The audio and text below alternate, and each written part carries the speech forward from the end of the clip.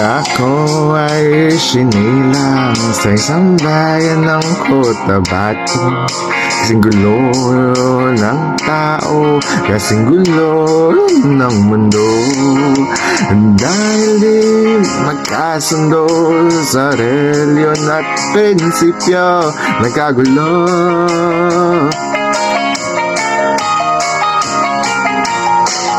Ang bayan ko sa Cotabato, kasing gulo ng isip ko.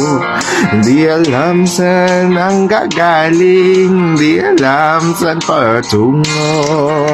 Kapatid sa kapatid, laman sa laman, sila naglalaban. Di ko alam ang dahilan ng gulo.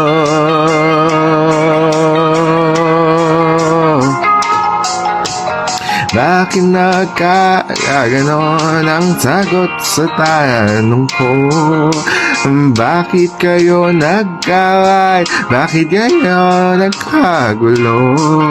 Prinsipyo mo'y gagalang ko kung ako'y iyong nirespeto. Kung nagtulungan kayo, di sana nagkagulo bayan ko. Sa bayan kong sinilangan sa Timog Cotabato, ako ay namulat sa naraking gulo dahil walang respeto sa prinsipyo ng bawat tao. Kapwa Pilipino ay pinapahirapan niya.